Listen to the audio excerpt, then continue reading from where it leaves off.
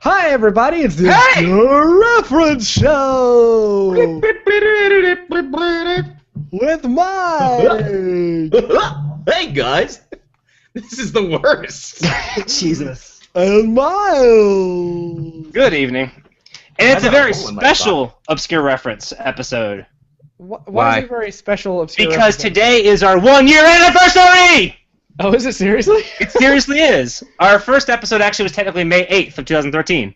Oh, wow. May the 8th be with you. Yay. I wish So, happy anniversary, guys. What'd you get me? Because Patrick isn't even here. I know. That's kind of shitty, but how like him, guys. Yeah. For cereal. I mean, come on. But I did want to thank everyone who's our tens of fans who have stuck with us through Obscure Reference. Did you say our tons of fans or our tens of fans? I said our tens of fans. Our 10 fans. Because we have a good time doing this show. It allows us to blow off steam and kind of more be ourselves a little bit. And we're glad that it's interesting enough that people actually listen to us for some reason. Yeah. It's awesome. Sure. It's a wonderful creative outlet. Yeah, I have fun with it. You almost went Jimmy Stewart on us there. He did. It's a wonderful thing. It's in Bob's house, and Bill's house, and whatever. So I'm frightened to ask, fellas, what have you done this week? Oh God, I've done everything this week. Mike. I feel like I've done so much. Mike. Do we want to go down like the darkest, deepest hole first? What happened to you? Hearthstone happened, and Hearthstone made happened to all of us. Yeah, it happened to all of us, but furthermore, it made me the monster that I am now, paying $15 to get back onto the WoW train. What? Well, and like, it's not really that crazy. What do you mean back on the WoW train? I thought you never were on the WoW train. So I like, that's the thing. Like, when in 2006, when the Burning Crusade came out, I ponied up for it. I got WoW, I got Burning Crusade, and I had a couple friends who were like, hey, you should try this, you should check it out. And so I jumped into it, and I was enjoying it, but I was playing a class that I don't think was this exceptionally noob-friendly, and also, like, I had nobody to play with, so I soloed up to, like, level 30 or level 35, and I just kind of got bored with it. That's what happened to me. Yeah, and so I finally figured, with all this Hearthstone stuff, and I feel like I don't know any of these characters or what any of these cards mean, that I'm going to jump in just to have something to do. You can just read the novels. Sure, I'll do that. And I think Sarah's actually looking forward to jumping in it too, because she's never tried it, but she really wants to, just kind of for us to have something kind of casual to do every once in a while, just, do a couple missions, which kind of... You claimed about... Just took it to my veins! You claimed about creating a monster, but I don't think there's any monster like Patrick in Hearthstone. Oh God, he's a murderer. Well, to be fair, he has experience with CCGs already. Yes. Right, but still, like, he is the Ted Bundy of card games. He embraced it. I've only played him twice, I think, maybe 3 times. He did beat me every time, but I almost had him the first time. But my priest deck, I gotta balance it, because I've got like a couple of 1 mana minions, and I got a bunch of like 5 and 6 mana minions, and I just can't balance it out. I've had trouble balancing that as well, because you want to have some of those powerful cards for later in the game, but they always come my first fucking draw. Yeah, that's the worst is when your first like 4 cards are 6, 7, 7, 4. And I've only played Mike 3 times, and he trounced me those 3 times. Oh, dude, I played Patrick 3 times last night, and there was one that I can't believe that I didn't win, because I should have won. I just made a stupid move where I went for his hero rather than his minions, and I make that mistake pretty frequently. Yeah. I've played Patrick 4 times. The first game was fairly close, but he had this one round that just kind of flat out murdered me. The second 2 times, he just destroyed me, and then the third time, I had a solid pick and just beat him. Yeah, fair and square. He is not shy with that game. No. We've fantastic. created a monster. I haven't paid for anything else since the first week, but I've been getting more cards from doing challenges. Like I've gotten like 3 packs of cards in the past couple days because I hit my 100 games played, and that gave me like 300 coins. So that's awesome. I have spent probably $6. I've spent 3. But in the beta, if you spent money, you got a legendary card that they gave to you. It was Gelben Mechatork, who is the leader of the gnomes, and I love gnomes. But and then I just bought 2 other packs yesterday, I think, or 2 days ago. Just I don't know, because I feel okay spending money on this game, because I'm not going to go crazy with it, because there's enough of like if you do your daily quests, you're going to get regular cards all the time. I just felt like giving Blizzard a little money, you know, like they've built something very well. None of us have ever given Blizzard enough money in the past. Yeah. But I've also right now got tweaker mentality because I won't talk about World of Warcraft for like the entire time. Mike, what class are you playing? What level are you to? What spec did you choose? So what race did you choose? Don't get too excited because I am nowhere near as committed as you hope I am. So as per you haven't Gundam this one? I wanna play. As per your recommendation, I started a character on the Draka server. Yeah. And I created a human hunter, which hunter noob, learn to play. That's funny. Which I immediately stopped playing because I felt too removed from the action. And then I created a Draenei warrior. I agree with that. Which I have currently on hiatus because I moved over to another server that I actually know people that are currently playing on, where I created a Worgen warrior. Yeah. Mike was playing on my server. My server is Draka, but I am not currently playing because I am in recovery. You're always in recovery. Yeah. It's funny, though, that the more that you talk... because we talked about it a lot that first day you were playing, and it's weird with that game, because I played that game. I'm sure I have talked about this on one show or another, but I played that game for years. 4 years or FOR years? FOR. Both, but more than 4 FOUR. So when you break down the $15 a month, how much money do you think you've actually put on World of Warcraft? I don't really want to think about it, but here's the situation. So I started playing in college, and part of the reason that I played so long, and I apologize to anybody that's heard this story before, I won't tell it again. That's why I'm yawning. Sorry. I started playing in college my senior year, I think, and then I got my wife Rebecca to play. We were dating at the time, and we start your wife. That's weird. Yeah, I know. It's pretty crazy. Yeah, dating your wife. Wow, my connection is super weird and choppy, probably because I didn't hook up my cable, but whatever. Yeah, some people were complaining about not being able to see properly.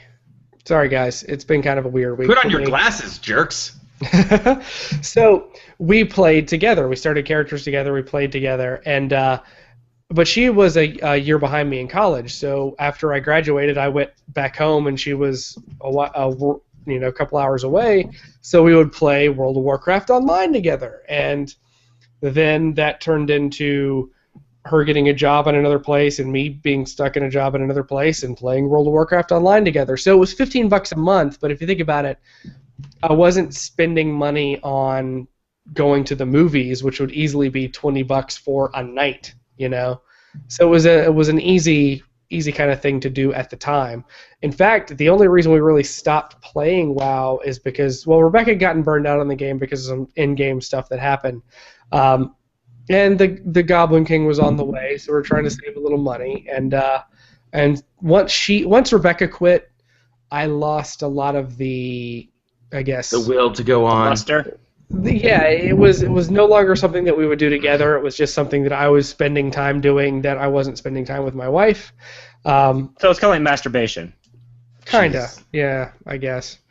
in a weird way. But yeah, except 29 years later, he hasn't stopped doing that either. Why is my keyboard sticky? Oh God. Oh man. Oh man. And my mom listens to this show. That's awful. Not anymore. Happy Mother's Day. Happy Mother's Day. Here's where all your other your grandsons and granddaughters are going. Oh, that is awful. That is the worst. But I will say that I don't think I was ever actually addicted to the game. I think it was just something that we would do as our kind of primary social outlet, doing stuff outlet. And we were actually featured in a book about World of Warcraft and about online worlds as far as socializing between people. And was it called Tylorg? No, it was not called Tylorg. And Twindars and yes, wow, Benjamin, I didn't know you played soccer.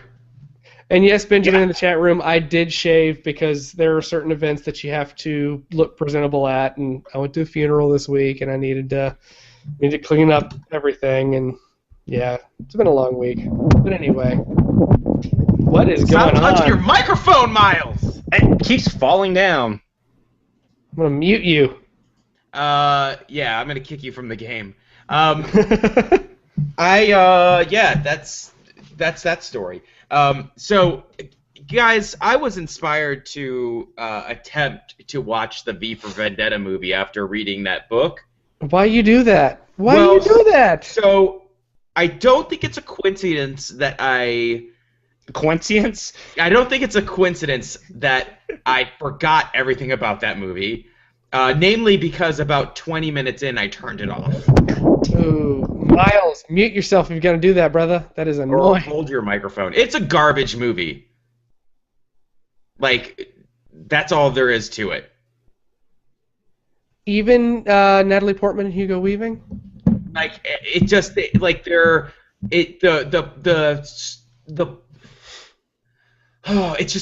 bad, dude. It's first of all, it takes so many artistic liberties with the story, and it just does it miserably. And their performances are not they're okay. I mean, I like Hugo Weaving a lot in that movie. Sure, I guess when he was just monologuing and you couldn't tell that it was him. Yeah, but I still thought his voice work was really cool with it. I guess he just kind of talked. I mean, that's what people do. Yeah, but I don't feel like it was. I didn't think it was good. Anyways, I turned it off. Miles, I started reading House of Leaves. So what do you think? So I'm not very far into it.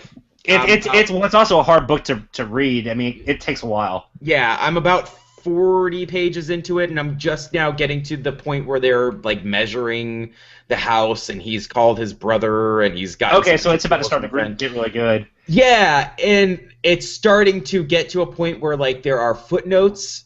It'll say 45 at the bottom, but there's no 45 on the page anywhere. That happens to me too. And there's symbols now for footnotes, and it's starting to get a little weird. And I'm really into it. And it's just it's so meta because you're reading a book that is essentially a report about a documentary, but you're also reading somebody who's making notes on that book about that documentary, and then there are notes that reference the notes that's about that book that's about that documentary. Really crazy. There are a couple of times when the footnotes, or not even the footnotes, but the article about the documentary, the Zappano stuff. Mm-hmm. Zappano. Yes. Gets when they get in the academic stuff, it can get really droll. Yes. Yeah, it can. The stuff on oh god, I can't remember what it was. About the meaning of houses. I mean, I think you just. Oh yeah. The German thing about yes. What does in Hausweisen mean or whatever. And it goes on for 3 pages, and then the footnote says you really shouldn't have read all that. I just want you to read that last line. Right, which is good in itself. It is good because I felt that kind of okay, I feel, I don't know, justified. It's feeling the way I do about it. I'm enjoying it so far, and I'm really, really looking forward to trying to see this one through to the end, just because it is such a big book a giant time investment. But there's also about like 50 or 60 pages where it's only like a couple words on a page. Yeah, that's true. But yeah, it's the conceptually it's phenomenal, and so I'm just looking forward to getting into. There are parts of it that start to really get under your skin too. Now I haven't done it a whole lot because I know there's like that appendix in the back of the book. Yeah. I think you're about to get there. There's a point where he talks about imagery and like pictures. No, he talks about his mother. Okay. And there are letters that his mother wrote to him from a mental institution. Dude, I will tell you what, like his writing style is I can't remember his name off the top of my head. Daniel. Oh, it's Daniel Lusky is the last name. Yeah. Radcliffe. Mark Daniel Lusky or something like that. It's Mark Danielewski. I will tell you what, he is a very effective writer. Like there are just like points of tension in that book that you can just feel it. Like it's talking about when Navidson is measuring the interior of his house and like the door is swaying so that every once in a while like you can't see the kids in the opposite room. Yeah. And there's just something about the way that he crafts these sentences that just makes you uncomfortable. When it's really good. That's how you write for lack of a better term, a horror book, because you can't do any jump scares in a horror book. Right. You can't be like, and then they went boom, walking up the stairs, and then the man jumped out of the closet. Like, right. So you have to try to unnerve the reader, and those little details create that image in your head, and it makes it very effective. And I absolutely agree with you. I mean, and as someone who's kind of like a horror movie fan, like I put in that like cinematic effort to like have like these very just like creepy like ambiance, like oh gosh. Oh, I have an album that you need to listen to actually. You told me about it already. But yeah, I'm glad you're liking the book because I know like it takes a lot for you to dedicate the time. Sure, but if it's good, I'll read it. I actually convinced a friend to buy it, and she and I are both reading it kind of she's a much faster reader than I am, but we're both kind of like texting each other like, oh, did you get to this part? That's nuts when this happened. And it's pretty cool. Like there's like kind of like playing WoW with somebody. Like yeah, there's a cool the book's experience. Yeah, it is totally an experience. Yeah. I think I'm on page like 250 something.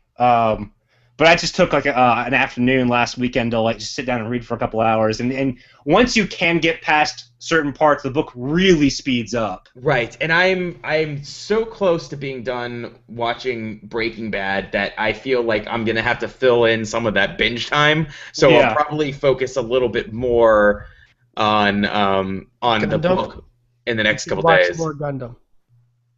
Yeah, you just got 2 movies in, didn't you, Drew? What? That's for future talk. That's happening in the future.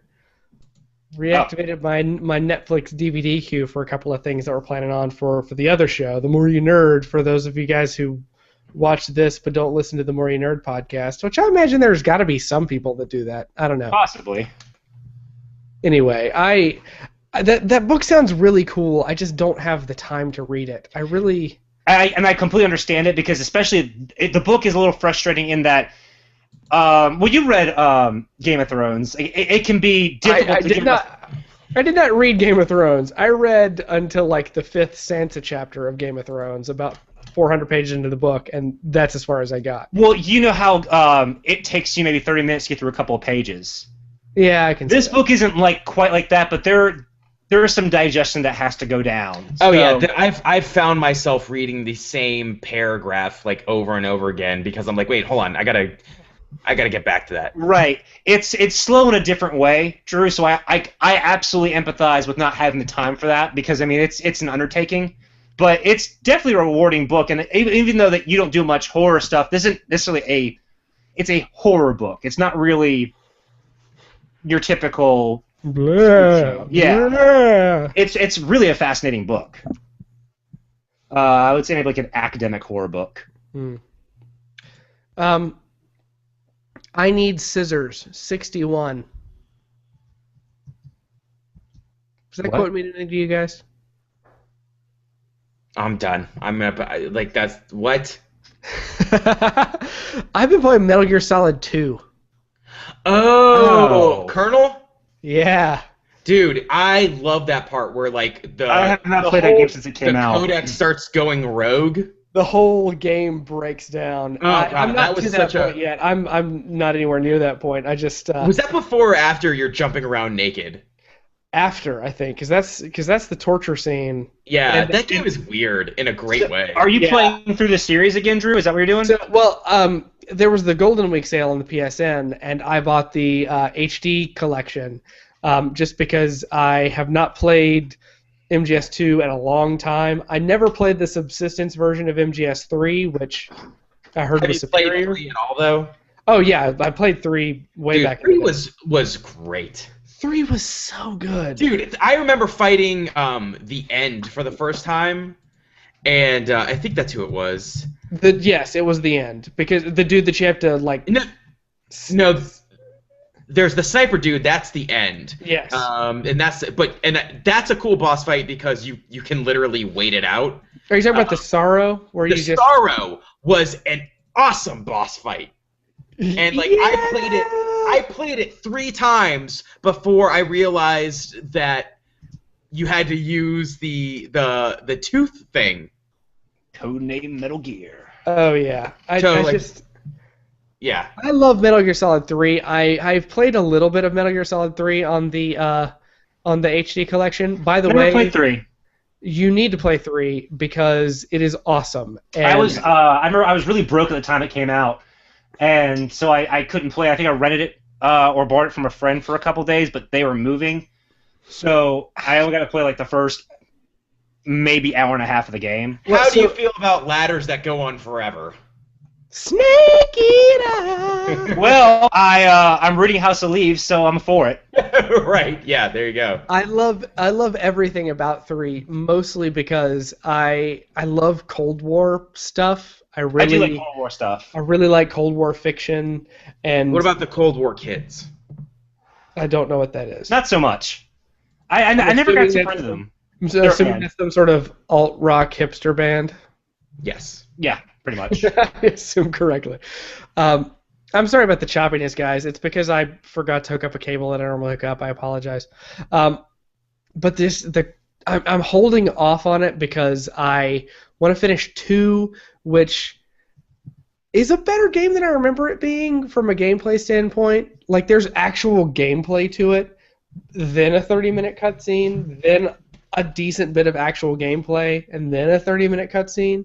Unlike MGS4, which I'm not looking forward to replaying because I remember that just really being a watch and not play. But it's still really good. It's still, there's so many parts of like Metal Gear Solid 4 that I really enjoyed, but yeah, I think that there was too much emphasis on maybe the kind of Kojima's kind of want to make a video out of it than anything, but 2 is, man, that boss fight with the dude on roller skates. What is happening? I just did that the other day, where the fat man, because he's the bomb expert. And then Vamp, dude. I mean, like, what is going on in that game? Vamp, who is voiced by Phil Lamar. See, here's my thing about Metal Gear. I had this conversation with a friend last week where he was like, I wish I understood why you didn't like Metal Gear. And I said it's not that I don't like Metal Gear. I love Metal Gear. I wish Kojima would do something else.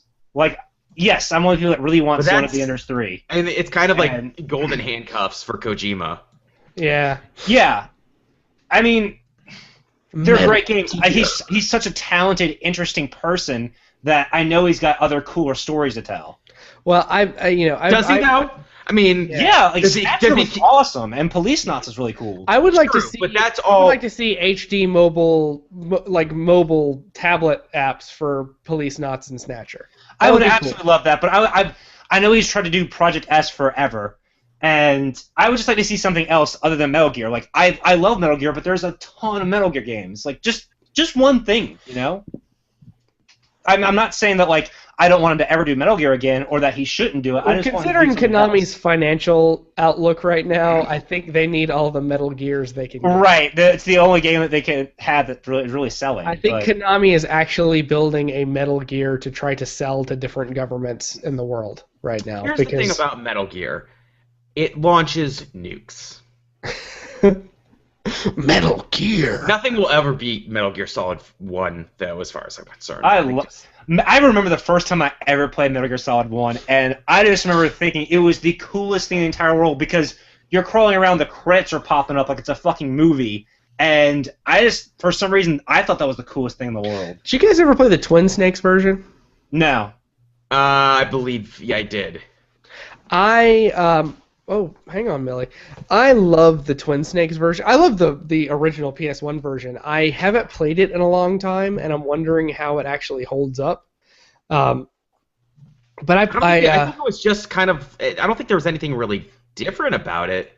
Was there? Oh yeah, dude. So they had Metal Gear Solid 1 on the PS1, and then Twin Snakes was post MGS2 for the GameCube only, but using basically the lessons they learned from Metal Gear Solid 2. So they had updated all the graphics. They gave you the first person shooting stuff. Yeah. I think I played it. I can't remember. Well, I've got my copy. If you've got a Wii or GameCube to play it, if you want me to. Well, if you want to come to my house and play it. But it's I know. It's a really cool version. I think I still prefer the way that stuff is presented in the MGS1 version, but I prefer the controls and just extra stuff you could do in the newer versions of stuff.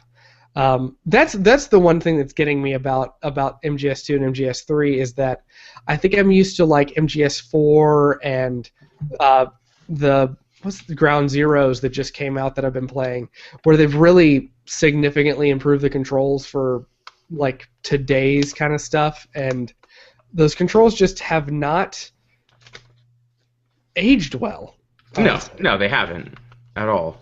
I got really excited because it keeps popping up that Kojima has said he's interested in helping out with the next Silent Hill and reinvigorating that franchise. Miles, I saw a T-shirt recently that had one of the mannequins on it and Pyramid Head in like this 8-bit art style, and there was a little heart in the middle that said "Silent Hill is for lovers." That's amazing. Gross. Yeah, I kind of would totally buy that. I kind of was like, need to find that shirt. Yeah, that's pretty amazing and pretty horrible. Yes. But Kojima said like he's not a big horror fan because he said he's kind of a big Freddy cat, but he thinks that people who are scared of things make better horror games because they're more in tune to what makes them scared. And he said at the very least I would love to give them the Foxfire engine to play with Silent Hill, and I really hope that they take him up on that because I would love for a good Silent Hill game, and Silent Hill running on Foxfire just kind of makes me erect. Here's the Fox engine. Yeah. Sorry, did I say Foxfire? You did, because you've been watching too much Thunderbirds not cartoons, but shows. Is that a weird reference that I made right there with Thunderbirds? Yeah. Thunderbirds I got it. I know, because you're a huge nerd. On this show? No! Really? I would really like a good classic Resident Evil game. I'm trying to think of the last good Resident Evil game I played, and I'm talking like classic Resident Evil. Tank controls and everything? I really love the Resident Evil GameCube remake. Yeah, I want to play that. We talked about this already last week. No, week before. It was like 2 weeks ago. We talked about Resident Evil ad nauseum already. Did we? Yes, we did. Yeah, we did, didn't we? And also, if you, Drew, well, let me compare this. I need to tell you this. If you want to play a good Resident Evil game, play The Last of Us. Seriously, Drew, play it. You will probably get a lot of emotional feelings from it, being a father yourself, but it's so fucking good. When I play Last of Us, it will likely be the PS4 version when it comes out, I totally support that. Because at this point, there's no reason for me to get the PS3 version. I'm just gonna get the PS4 version and just And you guys know that I don't usually hop on the AAA title chain very much, when it comes to a lot of games. I don't get super stoked about Call of Duty or Assassin's Creed, whatever the big title that season's supposed to be, but The Last of Us... The Last of Us 4, Black Ops Modern Warfare. I will shoot somebody if that Ghosts. happens. The Last of Us is totally worth all the praise it got. It's one of the best games I've ever played. I don't doubt it. I've heard nothing but good things. Other than my son accidentally buying it for me and on my birthday a couple of years ago. What the Fred Durst look, Mike? He did it all for his Wookiee. His Wookiee. Yes, Mike, I did that. I did that for you. Benjamin's saying that one of these episodes you guys need a live chat with just a random fan. We did that once where I actually posted the wrong link on Twitter. And I'm pretty sure that person submitted a challenge on the More You Nerd. I'm pretty sure that they're the people who asked for Arkham Asylum. I think I don't know. It was a weird situation. It was a weird situation. I mean, I would not be opposed to it if we organized it in the future. But Well, so we have a Google Voice number, and they are integrating Google Voice into Hangouts. So I am wondering if there will be like a call-in kind of thing that you could do, where somebody calls in with our Google Voice number and we can pipe it into the Hangout. I don't know. We'll figure that out. Maybe one day. Maybe on a super anniversary special or something. This time next year. Mike is wearing a Last of Us t-shirt, which I don't think he realizes that if he doesn't make noise, nobody can see that, but I've got him... Hopefully you guys can see that. Is that a clicker? Is that what they're called? Clickers? Yeah, clickers. I don't think Mike heard you. Yes, they're clickers. Yeah. I'm over this. Like Mike said, I mean, if you want a good Resident Evil game, just play The Last of Us. And listen to the Cold War kids. So I do want you to explain something to Timmy Drew, because you've and I mean I always bring it up, but you've repeatedly said that you're not a big horror fan, but you love Resident Evil, which is a sort of a horror game. Well, like President Evil, thanks Obama. So like I'm curious 9/11 was an how inside it came job. to be. Wait, what did you say? Nothing. Don't worry about it.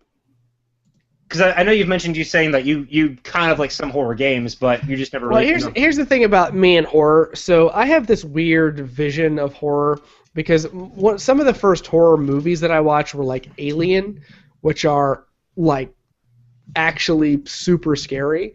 Right. Versus like, I don't know, some things that are not actually that scary, but just like jump scares. Right. And that's where Resident Evil... I don't know. It's for some reason like I played a lot of Resident Evil. I played 1, 2, 3, and 4 over and over again, and I think those are my like cheesy horror movies, I guess, because you could always tell when the scares were going to happen. You could always tell when stuff was going to happen, and like Silent Hill and That Doberman through the window though. You could tell because the windows were Perfectly pre-rendered. Yeah. Well, they weren't pre-rendered. That was the thing. Yeah. They weren't pre-rendered. In the early Resident Evil games, if it wasn't pre-rendered, you knew it would either move or break. Like the ain't rendered, you better surrendered. That's what I always said. But like the Silent Hill games, I knew they were super creepy, but I knew I was never actually going to get jumped out and scared. So then all of a sudden, because those games actually played really slowly. Yeah, but you know what? When the PS2 was just coming out and Silent Hill 2 was my God. one of the titles, when you played that game at night, like it is a special kind of creepy that makes you want to go to church. That's why I stopped playing that game. I bought that game, played the first portion of it where until you get to Pyramid Head and the mannequins and you're hiding in the closet, and I shut that thing off. I was done, and I didn't play that game for 2 years. And then I played it two years later. I started it up. I got to that point, and I was like, and then I got past it. You had an asthma attack? Yeah, I had an asthma attack. I had a... Never mind. I don't know what that was. Speaking of thing's creepy. I keep hearing this noise in my house, and my roommate's out of town for the weekend. Didn't you go look? I don't know. Why don't you go What is look? the noise? It sounds like a weird scratching. Why don't you go look real quick? I'm trying to figure out where it's coming from. It's coming from inside the house. I mean, it could be. Maybe you have squirrels in your house, in your walls. We actually had that problem one time. Oh, I know all about wall squirrels. You can check that on the More You Nerd episodes, blah blah blah through blah blah blah. When I was complaining about wall squirrels. Yeah, Drew almost started a documentary called The Elder Squirrels. Co-starring Squirrel Girl from Marvel. Squirrel Let's stop. But if you guys The vote on Elder- the next the episode, Elder- I'm probably dead. The Elder Squirrel Squirrel Rim. Squirrel Rim? Yeah. I used to be an adventurer like you until I packed my cheeks so full of nuts they exploded. So Dexter Riley from the chat room said, I know it's not a horror game, but Manhunt gave me that feeling that I think Mike was talking about. Yeah, I've heard a lot about. I never got around to play Manhunt, but I've heard a lot of people say that it just like left you kind of uncomfortable. It did. I mean, for the first bit of the game, then it becomes your traditional kind of stealth murder, a la Splinter Cell, and then the ending is really messed up again. So Did you guys play the Splinter Cell games? I tried playing one, and I don't have the patience for it. There's a couple Splinter Cell games that I played through to completion. I have a weird. It's funny, like growing up, I had a really weird love-hate relationship with like stealth games, and now I really, really enjoy stealth. So I always got frustrated by it because I didn't have the patience when I was younger. But there was a couple games that I think I did Conviction all the way through. I think that was the last one. But Pandora Tomorrow, absolutely. And then they had like a lot of really cool. Like Conviction had a mode called Face to Face, I think it was called, where you and one other person are a spy and you're hunting each other, which I thought was a fantastic multiplayer mode. Well, there was also the multiplayer mode where they would do Spies versus Mercs. Yeah, and that was huge for a while. So I remember playing those games. I can't remember if it was 1 or 2, and I think I got one of them for super cheap one day, and I don't know.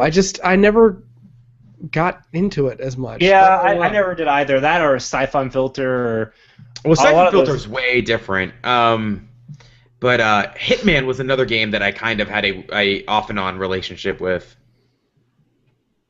which I don't think I've ever played a Hitman game. They were cool for the time. I haven't played the newest one. I would like to, Absolution or something. That's the newest one, yeah.